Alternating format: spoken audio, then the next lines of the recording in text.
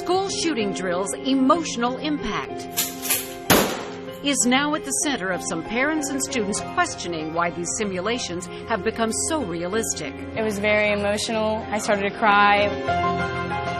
I don't think they need these kinds of drills. Doing harm or necessary? We would not have done this if we didn't think our students could handle it. Tonight, the I-Team examines all sides. Because of today's deadly school shooting in Santa Clarita, California, we know this is a sensitive topic on many of your minds, especially as school shooting drills are becoming more realistic and even frightening. And district leaders' common argument is the reality is necessary to prepare staff and students for what could happen. But as the I-Team's Gabrielle Enright discovered, some of these drills are so realistic they might be harming kids' mental health.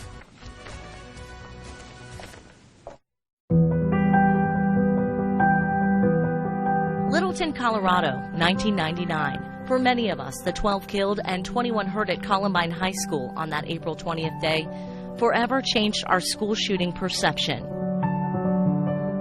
Fast forward 13 years and more than 400 school gun violence incidents later to Newtown, Connecticut.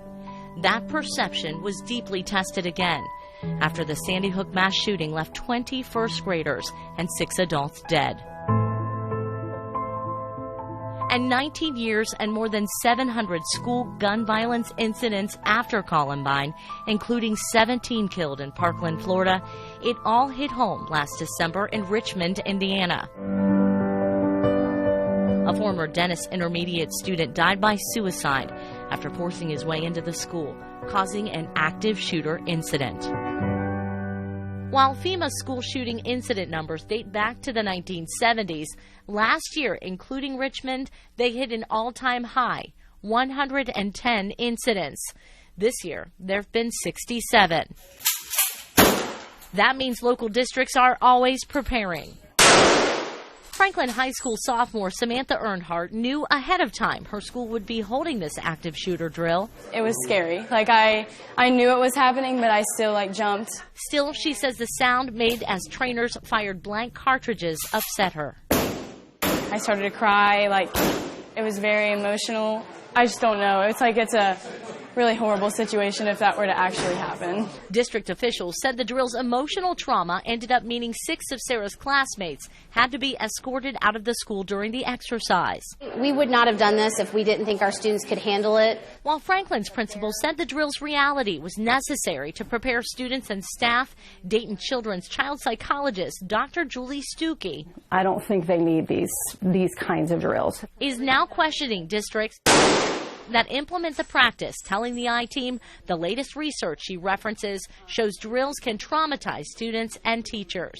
There's no research that suggests these kind of drills are any more effective than just educating people verbally or through writing. The numbers the I-Team examined may seem high, but the psychologist says perspective is important. You're 3 times more likely to die choking, 10 times more likely to drown, and 23 times more likely to die in a car crash. Despite that, local districts, just like districts across the country, continue practicing active shooter exercises. Parents the I-Team talked with had mixed feelings.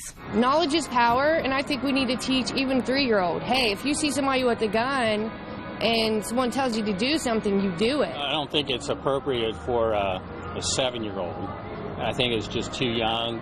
You would scare them. This year, my mom got me the perfect bag for back to school. Similar scenarios turned into a realistic viral video as kids went back to school this year. These headphones are just what I need for studying. In the national nonprofit Sandy Hook Promise video, you see students using their new supplies. Pretty cool. Protecting themselves and their classmates during a school shooting scenario. These scissors really come in handy in art class. These colored pencils, too. But as one mother told the I-Team right after last year's Richmond incident, that happened.